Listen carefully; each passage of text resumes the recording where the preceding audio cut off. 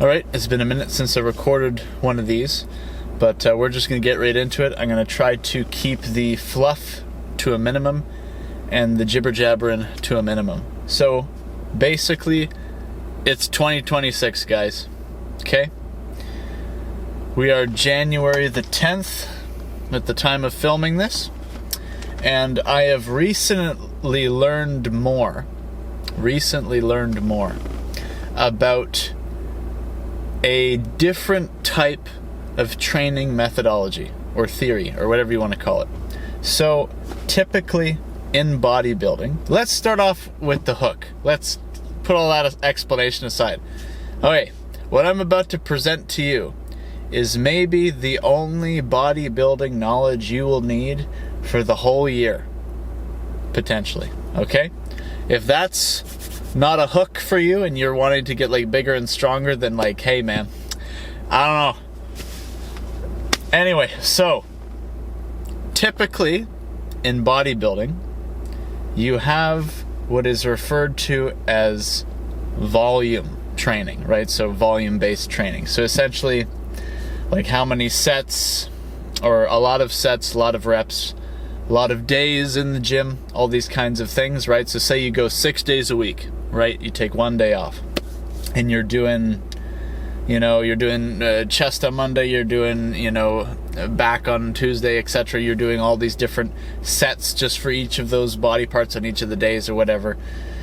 And stuff like that. Like say maybe your leg day has 5 different exercises. You're doing 3 sets or 5 sets per exercise, whatever, you get the point. So lots of sets, lots of days. Throughout different portions of my life, keep in mind, I have been training on and off for about maybe let's say 8 years or whatever, since 2017-ish, right? But then there's during the COVID days, there was a year or two off, whatever it was. Anyway, so it's basically I've trained on and off for a while now, and at certain points where I was training much more, it usually probably was a lot of volume. So we're talking about going maybe 5 or 6 days a week for an hour and a half, or an hour to an hour and a half plus, maybe sometimes about 2 hours. There might have been times where it might have even been a 3-hour session, right? So a lot of volume, right? And that's been more often what I've been accustomed to. Now there's times where I did more of the high reps, and then there's times, or higher reps, and there's been times where I did more of the 5x5, so that's 5 sets, 5 reps each. I think that's more of a powerlifting type of training method or whatever. All these different things, right? Throughout the years or whatever. Okay? But now I've had my mind changed pretty considerably, or at least my mind is being changed on the topic when it comes now to high intensity training, right? And so who are the people responsible for this high intensity training methodology? So first and foremost, as far as I understand, I could be wrong on some details here, you have Arthur Jones. Arthur Jones, as far as I understand, is the founder of Nautilus, the workout machine company. He, as far as I understand, I'm pretty sure he's dead now, but when he was alive, if I'm getting that correct, he built a bunch of Nautilus machines, designed and built Nautilus workout machines. Again, feel free to look into this yourself. As far as I understand, that's the super quick summary of Arthur Jones. Arthur Jones came up, or at some point learned more about this high-intensity training methodology in terms of anaerobic exercise, because you have aerobics and they have anaerobics. As far as I understand, aerobics is running, stuff like that. Anaerobic training is the weight training, as far as I understand.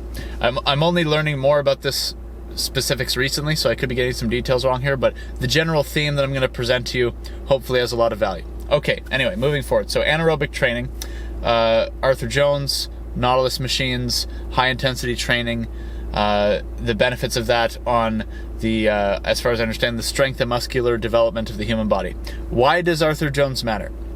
Because Arthur Jones is who introduced Mike Mentzer to this training methodology or way of doing things, right? Why does that matter? Who is Mike Mentzer? You might not know who Mike Mentzer is. Mike Mentzer competed in professional bodybuilding around roughly the same time that Arnold Schwarzenegger did, right?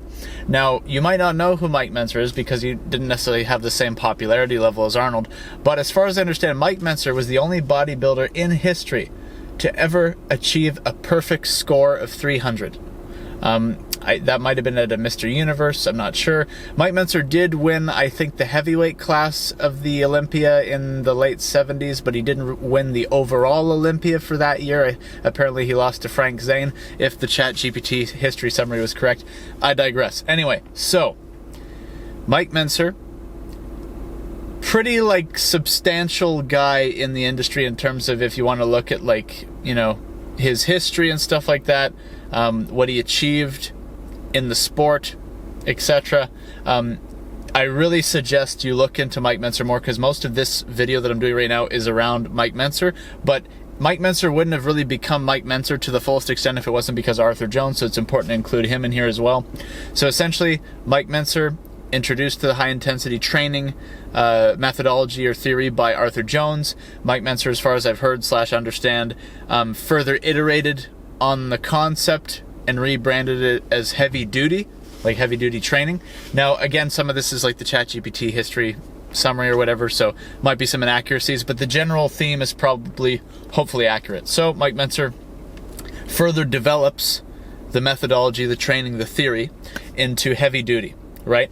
And then at one point, I think in the 90s, trained like 1,000 to 2,000 clients, right? And some of the results of some of these people, if it's all accurate, speaks for itself. And even like, there's even like video evidence of what this one woman was able to achieve after only doing it for, I think, 4 or 6 months or something. And she had just had knee surgery, I think, before getting on this high-intensity, heavy-duty training protocol. And even Mike himself was surprised at the results in such short time. Why does all of this matter? Because if you're used to what most of the bodybuilding industry or fitness industry and influencers and stuff are presenting to you, it's probably a lot of very high-volume stuff. Maybe it's costly because whether it's like you're buying all these different training programs, whether you're buying like a whole lot of you know protein supplements, whatever it is, it might just be a lot, whether it's a lot of time, a lot of money, etc. Right? Why does this heavy duty high intensity training matter? Why is it different? Because especially for a natural lifter, right? So if you're not on steroids, right? Because what does steroids do? As far as I understand, steroids enhance the recovery ability. You can recover faster. As far as I understand, that's like one of the main things that steroids do, okay? Or maybe the main thing. But anyway, if you're not on steroids, the recovery ability, is it fair to say, is not the same level, right? So one of the main things that Mike Mentzer's heavy duty training promotes to such a level, I don't know if I've ever seen anyone else promote this factor as much as Mike did, is rest and recovery. And how he describes it, I think, is different than I've ever heard anyone else describe it, other than maybe Arthur Jones, if Arthur talked about it. But anyway, regardless. And another thing that's worth noting is why you should consider Mike Mentzer's teaching on this is Mike Mentzer at one point trained Dorian Yates. If you don't know who Dorian Yates is, he was a Mr. Olympia for... How many Mr. Olympias does Dorian Yates have? Probably like, I want to say 6 or 7 Mr. Olympias. I could be wrong on the number. But Dorian Yates is regarded, I think, as the first mass monster in professional bodybuilding. Mike Mentzer coached Dorian, right? I don't know if he coached him for an extreme length of time, but as far as I understand, Mike Mentzer introduced Dorian Yates to the heavy-duty, high-intensity training methodology, and Dorian just like took that, I guess, to another level, right, in terms of like the results that Dorian achieved with that training methodology. Okay, so if you need just really quick off the top a reason why to consider this, look at Dorian Yates. Okay, and you might say, oh well, you know, he was on steroids, you know, like of course he looked like he was on steroids. Okay, before you go right to that thinking, consider this. If steroids just enhance the recovery ability, right? So you recover faster, so then you could like build muscle faster because you're recovering faster, all this stuff. Just because he's on steroids does not negate whether the training method is good. What does that mean? If a training method is good, then isn't it good regardless of whether you're on steroids or not? So here's an example. Let's say, just like a random number, let's say that high intensity heavy duty training is 50% or 2 times more effective than high volume training. Isn't that fair that on average that would apply to natural bodybuilders and enhanced steroid using bodybuilders? So regardless of whether you're on the juice or not, do you want the optimal training program or the suboptimal training program? Right? Now again, people might say, oh, well, you know, do whatever works for you. Mike Mentzer is much more big on the idea that there is like one valid theory in the scientific method, and that pertains to bodybuilding as well. I'm not saying I don't necessarily co-sign 100% of Mike Mentzer's thinking or things that he says, but when it comes specifically to bodybuilding and training, he might be like very correct, and everybody else or most other people might just be off on this. And that might sound like a bit of a crazy thing to say, but the main thing you could do is, if you're skeptical about it, we could just try it, you know what I mean? And I'll get into that later. But anyway, so the heavy duty, high intensity training, if that, let's just say, gives a 2 times greater positive effect on your fitness results, whether you're on steroids or not, proportionally to your body, would you rather something that is 2 times better or only 50% better, right? So like in terms of high intensity being the most optimal training program, if it's the most optimal, isn't it fair to say it's the most optimal in general, regardless of whether you're on the juice or not? So this whole like, oh, well, he was on steroids argument, I don't know that it really flies, because the best training program should be the best training program regardless of whether you're on the roids or not. And even then, let's say you won't achieve Dorian Yates levels of muscle, but regardless, it's like, could you still achieve like a quarter of that if you're applying the heavy duty high intensity training principles throughout the next 20 years of your life or whatever? Now, I can't guarantee that you get a quarter of the muscle mass that Dorian Yates had back in the day. I can't guarantee that. I'm not going to guarantee anything. The only thing that I'll say is it possible that you might get really good results? I can't even guarantee for you that you will, right? And I'm only just beginning to try this myself, so I'll kind of be the guinea pig here, and we'll see where this goes, okay? Because I've tried more of the high volume stuff in the past, and I've gotten some results with that. But if my body responded to the high volume stuff reasonably okay, and if Mike is right about the high volume stuff being counterproductive, and doing the high intensity, more rest period type of training is much more productive, then we're going to see if I responded pretty good to the high volume stuff. Let's see if I respond even better to the high intensity stuff, and like much better. So this is going to be the test. So this year, 2026, is it possible that this year things could be different, right, in a good way? And so something that Mike Mentzer advocates for, or advocated for because he passed away some years ago now, is to keep a training journal. So I went and I got this at the bargain shop however many days ago. It's just a 200 pages spiral notebook, and this costs like $2 and something cents or $3 and something cents. This is basically all you need with a pen, Amazon Basics pen, because stick with the basics. Anyway, doesn't matter what pen you have. Just get a notebook, right? Because Mike was big on, you would track your workouts, you would record your workouts, and then you would be able to like track your progress. Because Mike Mentzer believed that you should be getting stronger from workout to workout, that you should be seeing progress. I've never heard anybody talk about stuff like that in terms of the workout results, right? But Mike seemed to talk about it pretty confidently like that. So I basically only have like 3 workout days in here, right? And one of these, was 2 days in a row, but that was because of specific circumstances. So there's one on New Year's Day, January 1st, and then there's one on January 5th, and the one on January 6th. Now, normally, if the other factor wasn't in place, I wouldn't have done one on January 6th, but somebody else, I ended up going to the gym with that day. So anyway, moving on. Normally, what you'd be doing, if you're doing more of a Mike Mentzer strategy, is I think he advocated for training once every 4 to 7 days, right? And right now, what I'm going to try doing is what Mike Mentzer calls the consolidation program. So what that is you only end up doing 4 exercises split up into 2 workouts per 2 exercises per workout session. So you have workout A and workout B, right? So I just did workout A on January 5th. So what is workout A?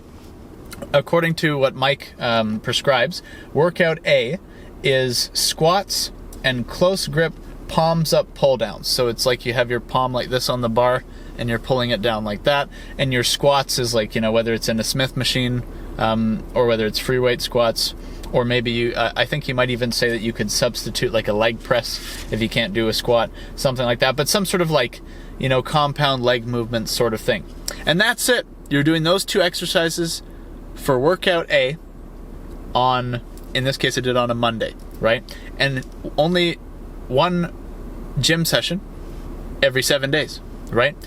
But the key thing where it makes it heavy duty, high intensity is that you should be doing, so I think Mike advocated for like a warm-up set or something like that, but the main thing, a warm-up set aside, so like whether you do a warm-up set or whatever you're doing, put that aside for a second. The main thing that makes this training different is the intensity. So you're doing that 1 high intensity set to failure.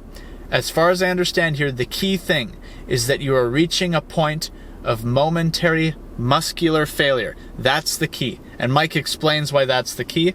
And I'll link in the description of this video a YouTube channel called Heavy Duty College, which as far as I understand is basically a friend of Mike Mentzer kind of memorializing Mike Mentzer's life's work, or something like that. So essentially you go there to basically learn more about Mike Mentzer's kind of scientific research, his approach, the methodology of high intensity, heavy duty training, all that stuff. If you want to learn more about like the nuts and bolts of what this training methodology is and the evidences, the results, etc., go over and subscribe to Heavy Duty College on YouTube. You could watch a bunch of videos there. I've been watching or listening to more stuff from there as well.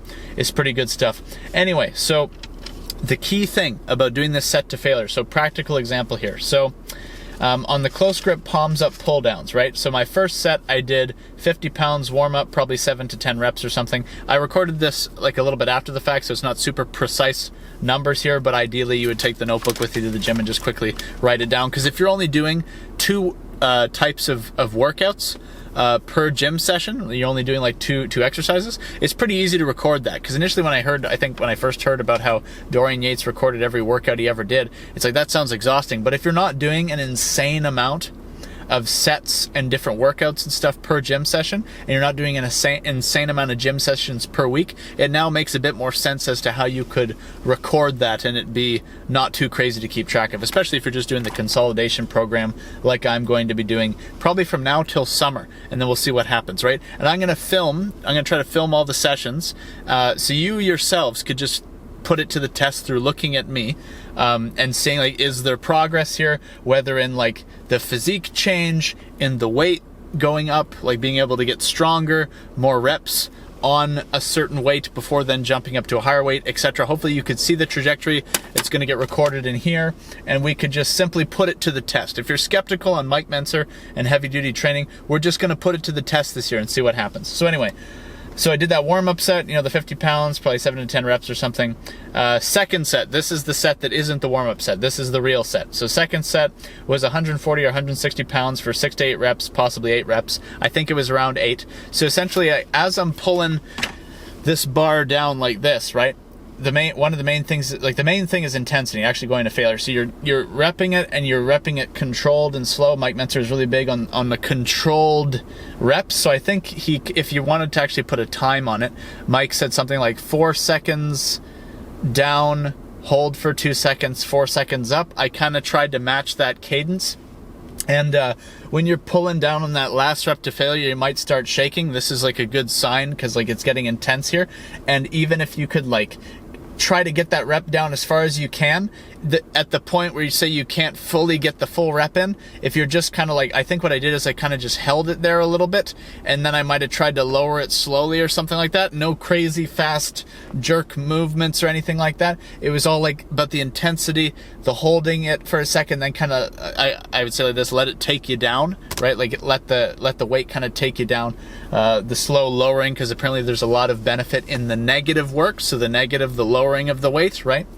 And the static hold apparently is really good too. Arthur Jones has talked about that. Mike Mentzer's talked about that. based on what Arthur Jones was talking about. And so you're essentially you're doing that, and that's it. Like literally, like after that last like intense rep to failure where I couldn't quite get the bar all the way down, I couldn't quite do a complete rep, and then lowering it, then that's done. Your workout, your workout on that machine, that specific exercise, you're done.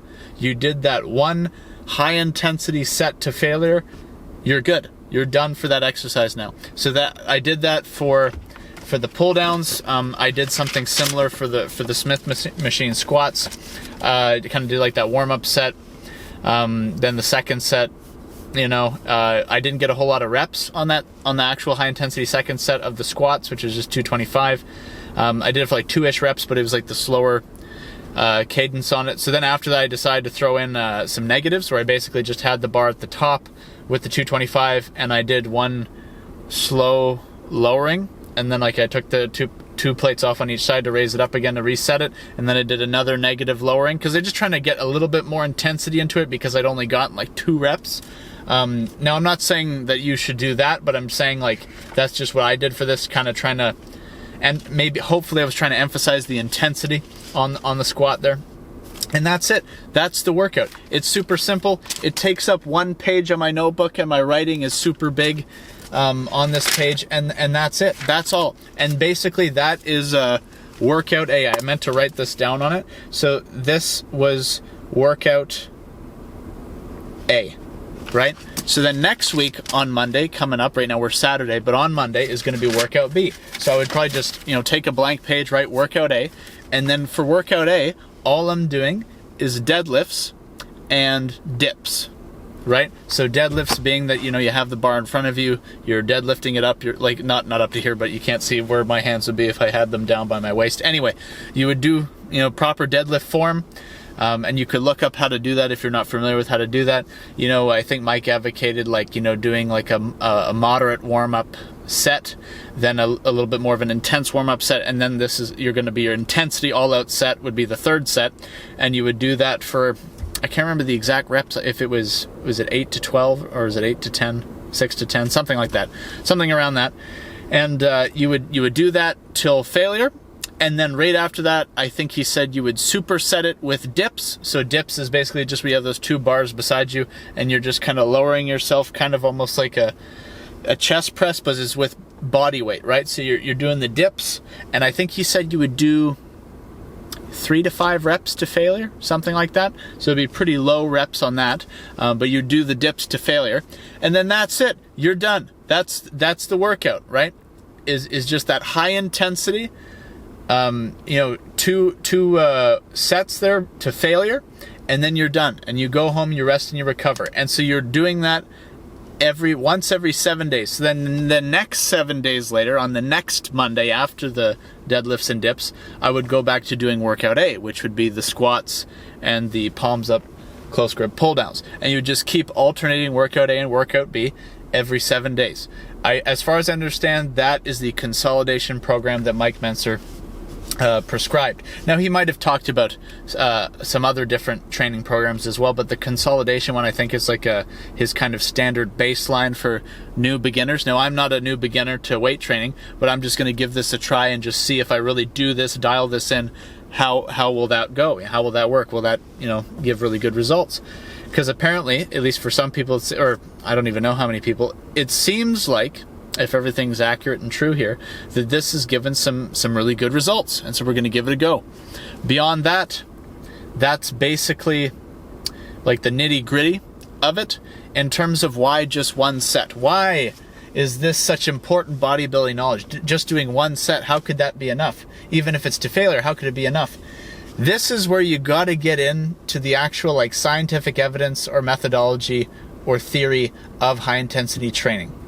And I'll do a quick explanation, but you really just should go watch Heavy Duty College, because they do a way better job at explaining it to you than I will. But I'm going to give you the Reader's Digest right now, okay? So essentially, normally in bodybuilding in the past, how I think I heard it explained or thought it might work is you would have like, through the training, you would create these micro tears in your muscles, and then those would get filled in, and that would make the muscle get bigger. So I guess I thought, like, I've been thinking about this lately, like what was my previous way of thinking about training and how it would work to build muscle. I guess I was thinking that, you know, oh, well, you know, you make tears and they fill in, you get bigger. So then the more like training you do, so I guess in this case, the more volume, the more days, the more reps, the more sets, whatever, the more tears you would make, and then that would fill in more, and so you get more and more bigger, more input, more output, right? And Mike Mentzer has the whole critique against the more is better, right? And he explains why the more is better thing is not the proper way of thinking about it. But anyway, I'm going to continue to explain here.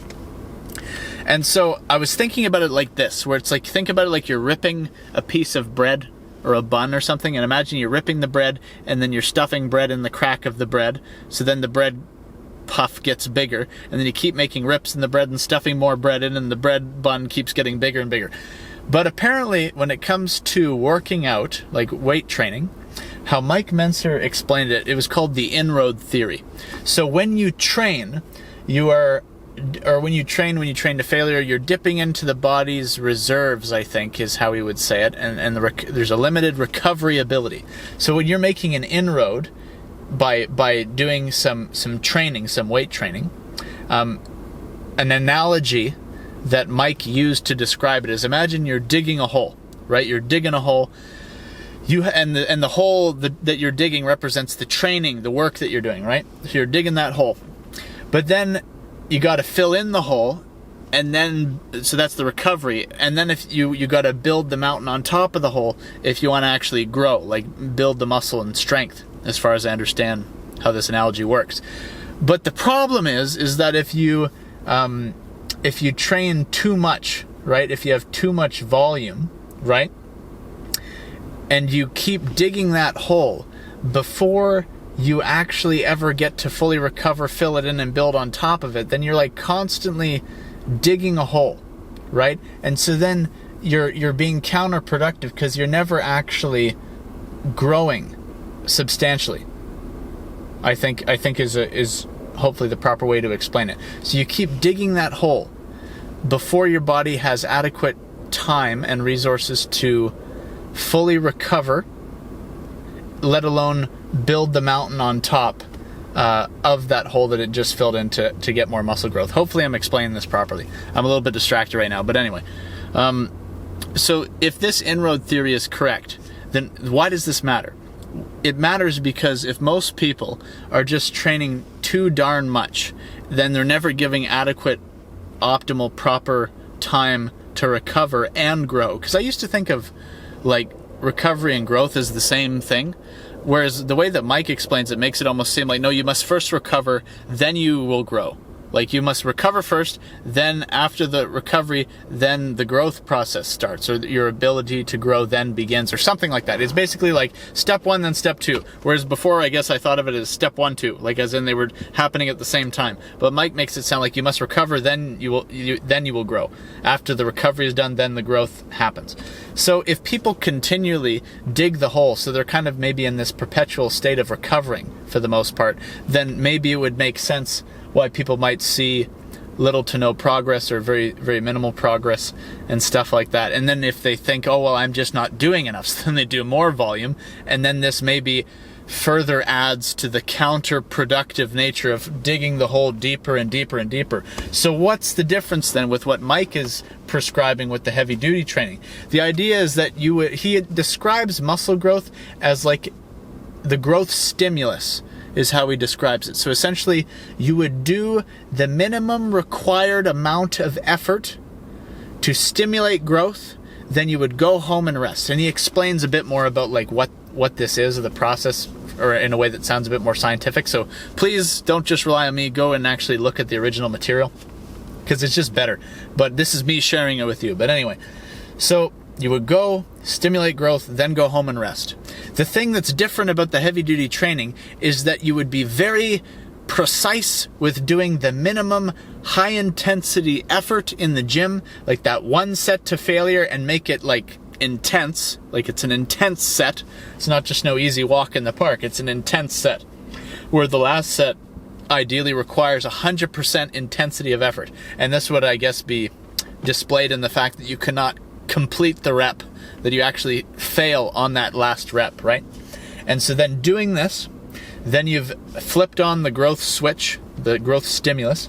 So then the body is going to, growth response to, I guess, overcompensate for the stress failure or whatever the way that's described as. So then you go home and rest. The difference about how Mike talks about it is he talks about rest and recovery to such a level that I don't know if I've ever heard anybody really talk about it to this extent, where you would put so much emphasis on the recovery that it's not just like whether your muscle in that trained area is sore or not, but it's not just the localized, like say you train your arm, it's not just the localized recovery of the local muscle that was trained, but the systemic recovery of like the whole body, as far as I understand, like the nervous system, all this stuff, like the complete body recovery, which apparently takes much longer than just the localized area recovery, right? So you would be taking what might seem like a ridiculous amount of rest days. Like when he said in an interview or phone call or whatever, years ago back when Mike was still alive, is that he found the optimum range for I think most people to be training once every 4 to 7 days. If you're like around in modern bodybuilding culture nowadays, that sounds absolutely ridiculous. It's like, how are you ever going to grow training so little? But two completely different perspectives on the same topic, right? So now what I'm going to be doing is I'm going to be trying this heavy duty, high intensity method, prioritizing the rest more, right? Thinking about rest differently. I think part of the issue is that most people are probably not thinking about rest the right way. It's like resting, but to some people maybe feels like a lazy thing. But rest might be one of the most important factors to having success here. And this is what's different about the heavy duty way of thinking, is that because in the resting and the recovery is the building back up of the body and the growth, like the recovery of the body and the growth of the muscles, right?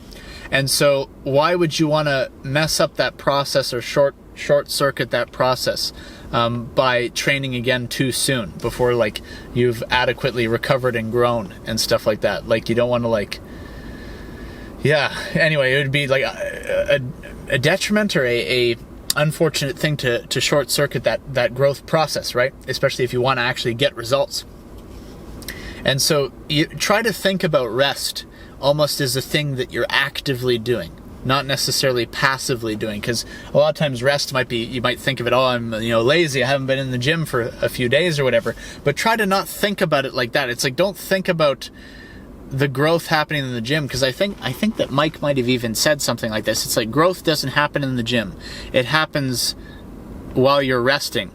Like the gym is just to stimulate growth, but the growth happens when you go home and rest and grow, right? So hopefully we could all do ourselves a favor. And hopefully you could do yourself a favor by thinking about rest differently.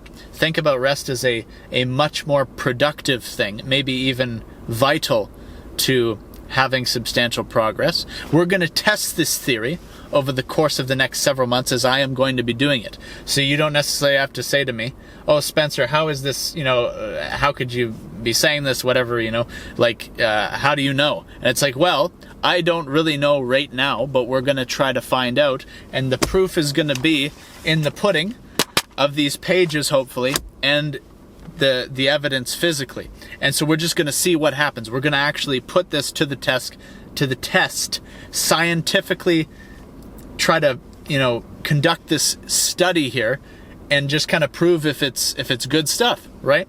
And so why not start off this year with that simple bodybuilding knowledge? And maybe this is the only bodybuilding knowledge you'll need all year. Maybe I'm going to save you a whole bunch of time because I'm giving all this to you for free right now. And you might say, okay, why are you giving it for free? Part of it, well, I think the main thing, this would be my conviction about it, it's not mine to sell. Mike Mentzer, Arthur Jones, these people that have come up with this or refined this or whatever, it's their thing. I'm just like a dude that learned about it on YouTube and from talking to a friend and stuff like that. So it's not mine to sell to you. So I'm not going to sell you this knowledge, but by all means take this knowledge that I'm telling you and apply it and see if it works. And here's the other thing. So what I'm going to do, if you're interested in trying out this heavy duty training methodology, this different way of doing bodybuilding that might bring possibly substantial results. We're going to find out in my own life if it does that as I do it. But if you want to join me in this journey, if you want to go and spend the grand total of like $3 or whatever on a notebook, and well, okay, and you have to find a pen too. But anyway, so if you want to join me in this very relatively inexpensive journey, because you don't really need to do a whole lot beyond getting your notebook, your pen, and a gym membership. But even if you don't have a gym membership, if you have like some sort of workout equipment at home or something that could just allow you to do a high intensity set, right? The only thing is that if you do have a gym membership, it makes it really easy to do that. So okay, let's say all you need is a gym membership to some place that has like some type of machine that allows you to squat or leg press, to do like a pull down or a chin up or something, and a dip and a deadlift. So you need a place or a way of doing those 4 things, okay? 2 things per workout session, once a week. If you want to join me in this journey of doing that, just get yourself a gym membership, get yourself a notebook and pen, and just join me right now as we're beginning this year, this new year, and we'll see if there will be new gains in this new year, all right?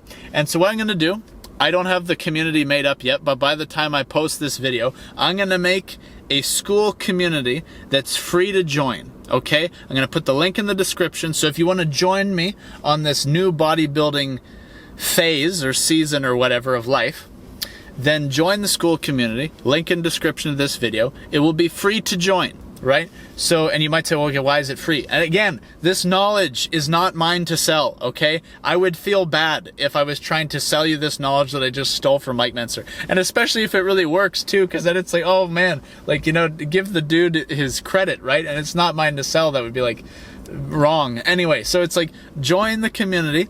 I'll try to post resources in the school community. So when I'm talking about Arthur Jones, Mike Mentzer, Dorian Yates too, maybe, like these people, you're like, who are these people? What stuff should I watch from these people? Where do I, what's all this stuff about heavy duty training? How do I learn more about this? If you want just an easy one-stop shop, just join the school community. I'm going to try to post the resources there. I'll probably post some tips and tricks as well at some point to kind of give you the general starting knowledge, which is probably not going to be very big amounts of knowledge. It's pretty simple, but just like the core stuff, right? So for example, like I might put a little tutorial in like how to put a weight belt on, how to use the little straps that you use to hold onto the bar, like just little things, tips and tricks, which you could probably find out on YouTube right now if you wanted to. But if you just want a one-stop shop, join the school community. It's free to join. The only thing in the school community that will be optional to pay for is I'll make another tier where if like you want to like, I guess we'll see what it'll be, but it'll be like probably like a one-on-one coaching sort of thing / joining video calls. So that would be basically just like you join the community for free. You could chat, you could make posts or whatever. You could look at the resources, all that for free. Everything in terms of that content is free, available to you. Just go there and you look at it, right? You join the community, you look at the material. But then if you want to be like, hey, I really appreciate all this, is there a way that I could support this community? Then you could upgrade to another tier where you would pay monthly, and with that upgrade you would then be able to like join, like let's say we do weekly video calls to talk about our progress or other training stuff or tips or help or coaching, whatever. If you want like the coaching community video call side of things, then you could choose to pay for the upgrade. But in terms of everything you need to start right the heck now, it's there, it's free, it's available.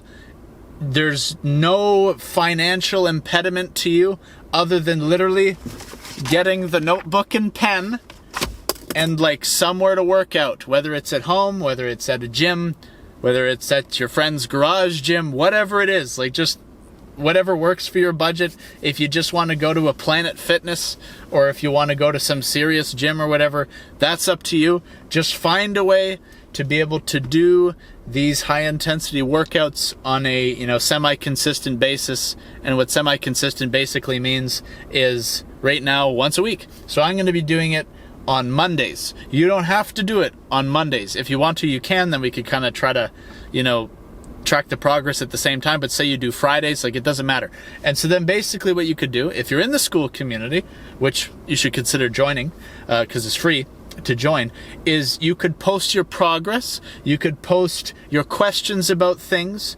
If you want coaching, you could reach out there. I'm not some big uber professional or anything, but I've got some variety of experience with the concept of training and stuff like that. Not that I'm a pro, but I've just been around this for a few years. So if you want to ask me stuff, you could ask me stuff. In terms of nutrition, this is the other thing, and I'm giving this to you for free as well.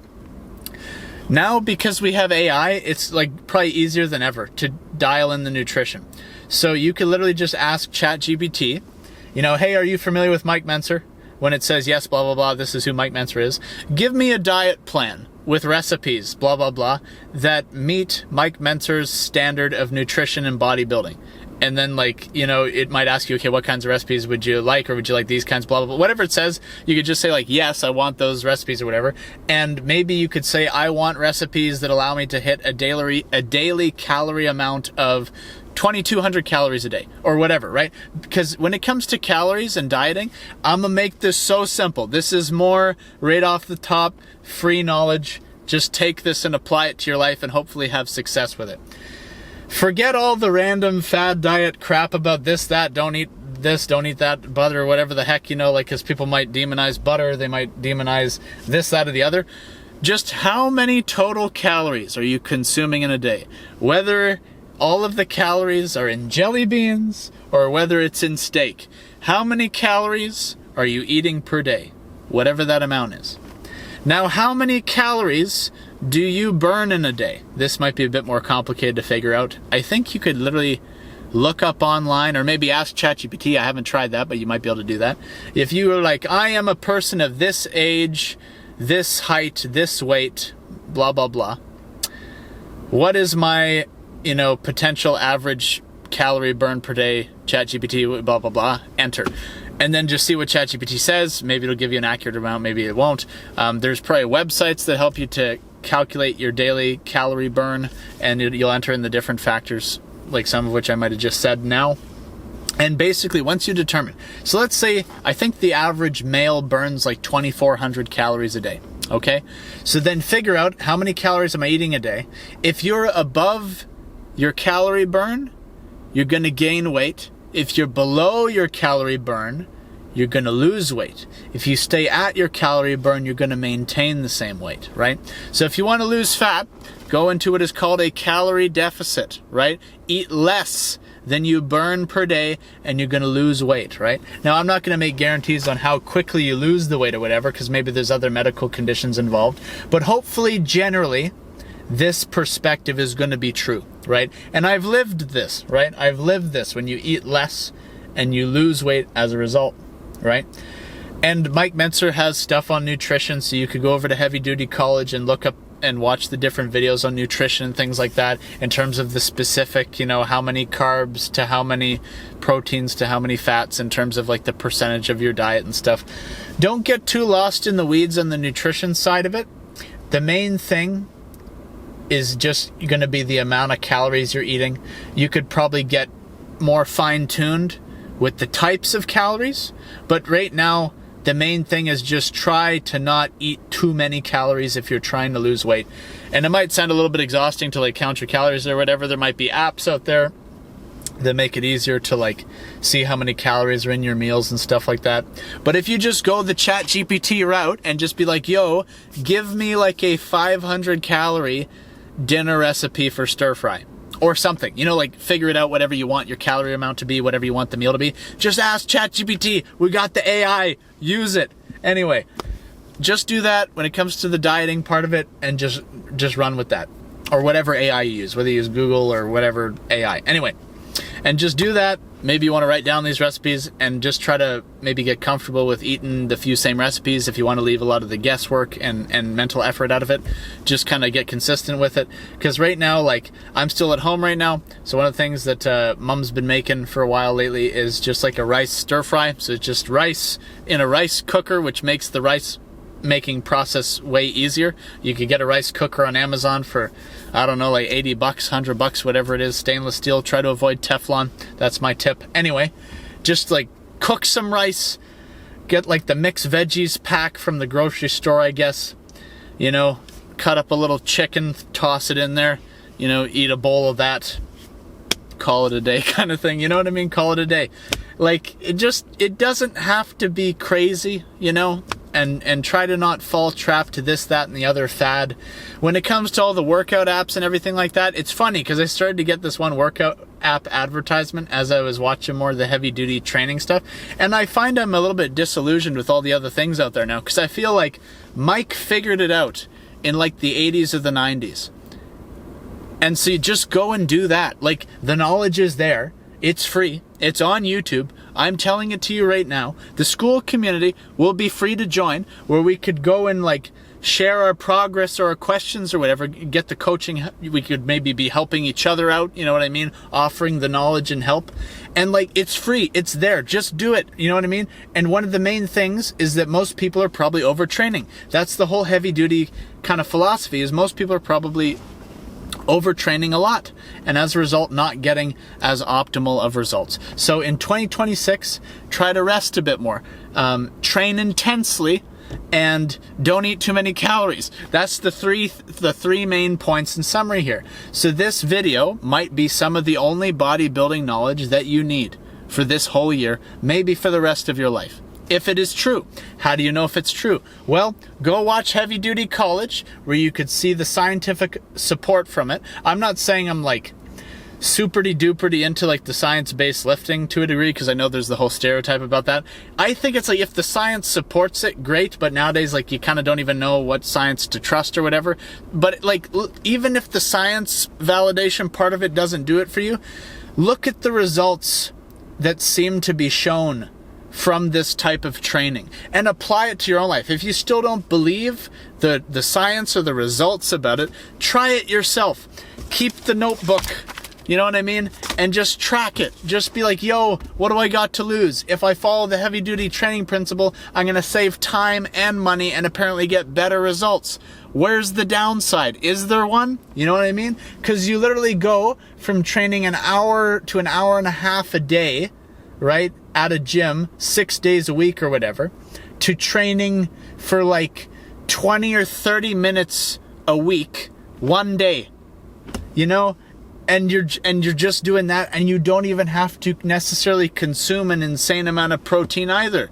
Like, just having like a good, like, well-balanced nutritional diet might be all you need. That's what it seems like Mike Mentzer's talking about, because I've been kind of an advocate for high-protein diet in the past, and I still kind of have a little bit of love for that, so if you want to do that, that's up to you. I'm not a doctor. Don't take any of this as medical advice. Do your own research. Consult your doctor if that's what you need to do. Disclaimer right there off the top, or I guess this is not the beginning of the video, but anyway, just like dial it in for 2026. You know what I mean? Maybe it is that simple. This video has already went on probably way too long, but I'm kind of like packing basically more or less everything into this one video. So if this is the only bodybuilding video that you watch all year, hopefully it will help to point you in the right direction, and it'll be good, right?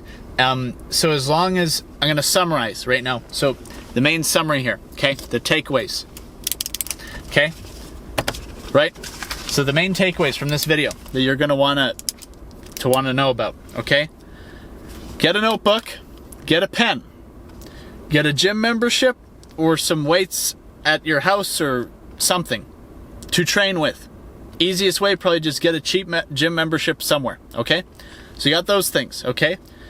Now, what you're going to do, and again, if you need more details on what this is, look up Mike Mentzer Consolidation Program.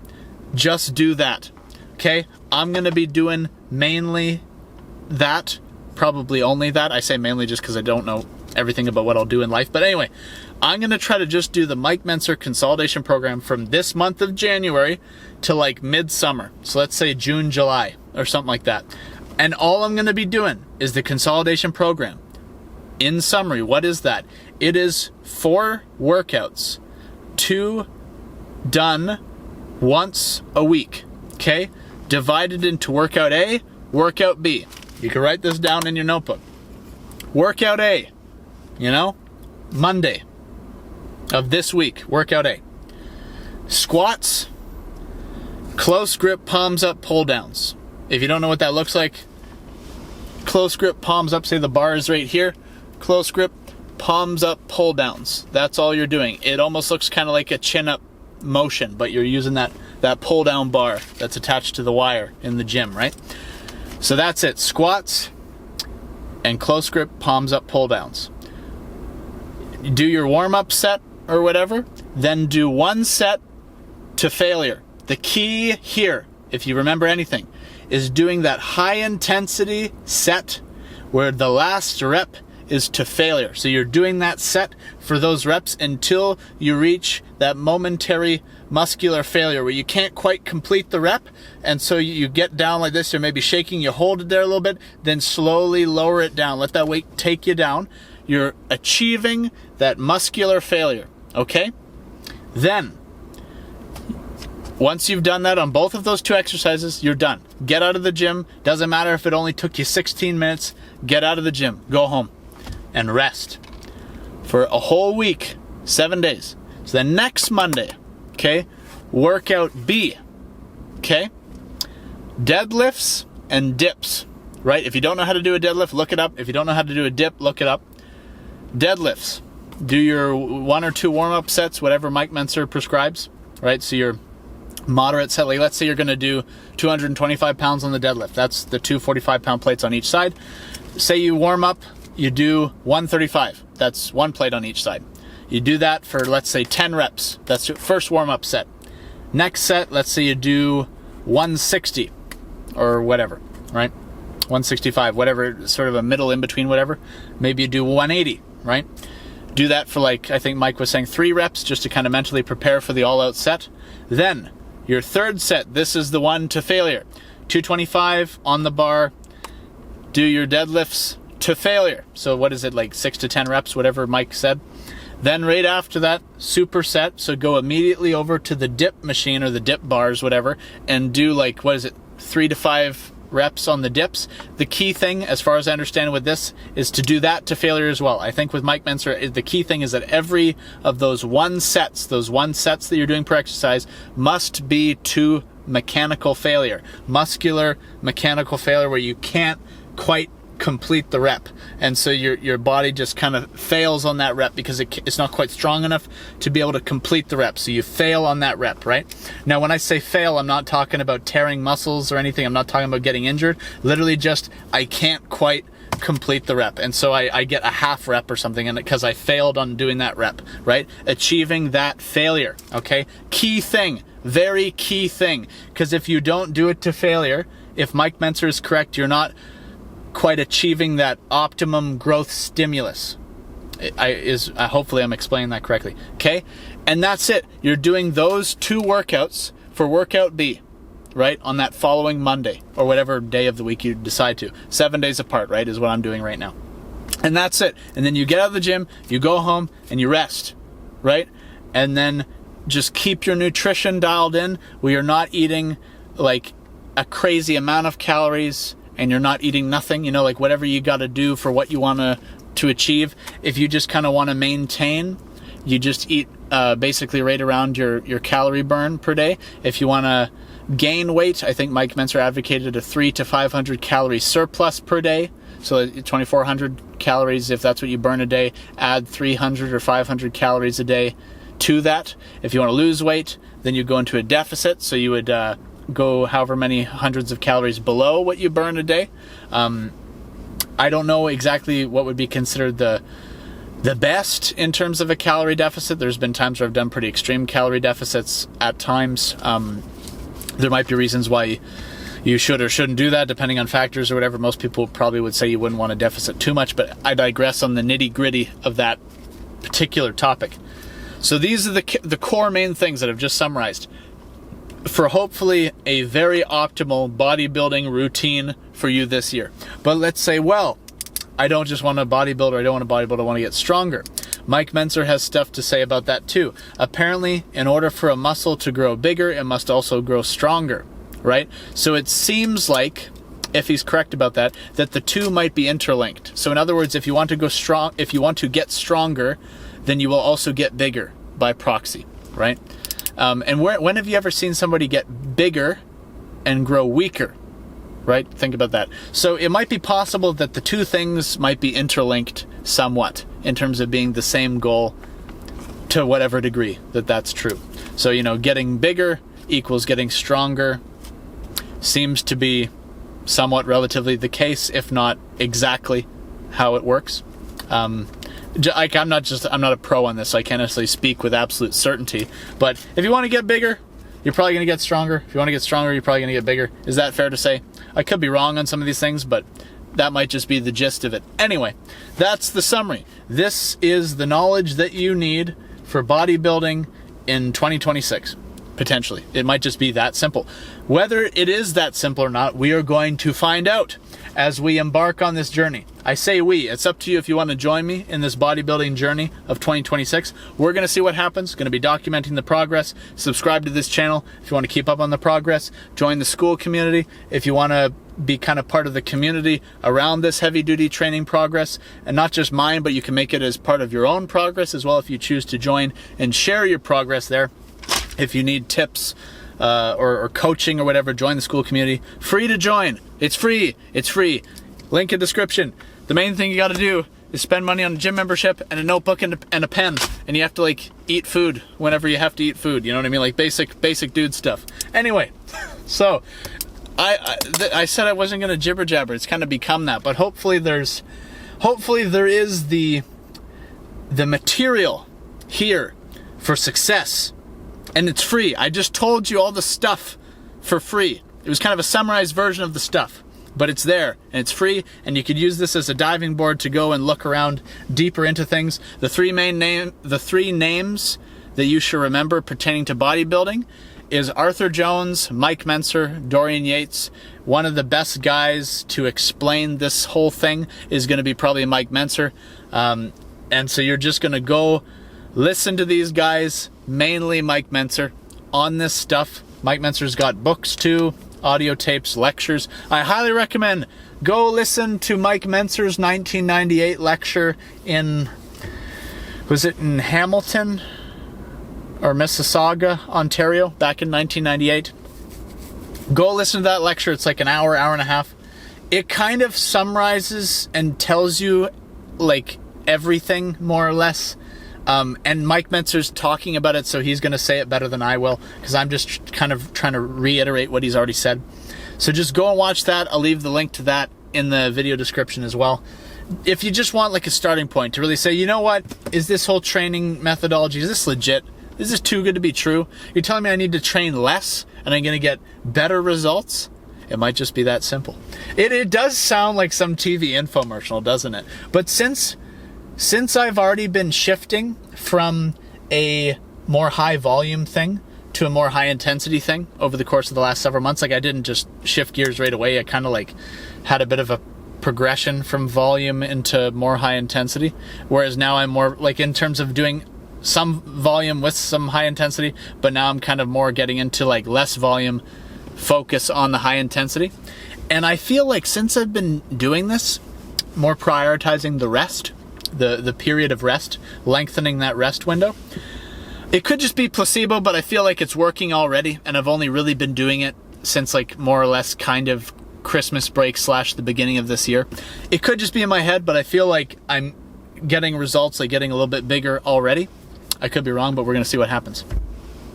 And as just a quick little summary into my fitness progressions and regressions or whatever throughout life, I will put some photos on screen now just to give you a quick little summary of that. So I was a bit of a chunkier kid at one point in my life. Then in 2019, I did pretty steady, training. I was, cutting grass and stuff for work, and then I was also going to the gym and stuff like that. So I dropped some weight in the summer of 2019. Before that, I was a bit heavier when I was in college that year, so I dropped weight in the summer. So my weight has went up and down throughout life. Chunkier kid, slimmed out a bit in high school as I grew taller, then go to college, get a little bit chunkier.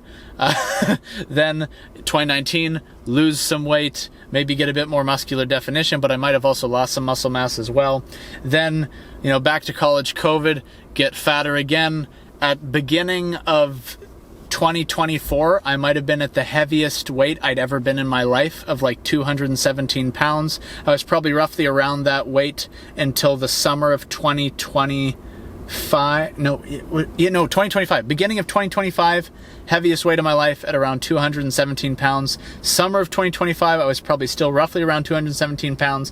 Then I dropped like 30 pounds, and around halfway through November, I was probably around 187 pounds. And then in December, I was like 185 pounds. So I only changed a few pounds. 5, 6, 7, yeah, 2 pounds-ish. And then now I'm still roughly around 185-ish pounds, okay? So going into this year, 185-ish pounds. Gonna see what happens in this new training methodology. And by the way, in terms of recently when I dropped 30 pounds, that was for like 2 or 3 different factors. Like there was 2 or 3 different factors that led to that weight loss. But regardless, whatever happened. Here we are now. We out here. We're going to be doing the heavy duty training for 2026. Join the ride. Join the school community. Look at the video links in description. Really consider the heavy duty training methodology. Maybe it'll be one of the best fitness decisions you make of the entire year. Maybe of your life. Maybe. Can't guarantee any of this, but maybe. All right, I'm going to end the video there. We're just over an hour. If you've stayed around this long, thank you very much. Hopefully, 2026 is going to be a different kind of year in a great way. Thanks for watching.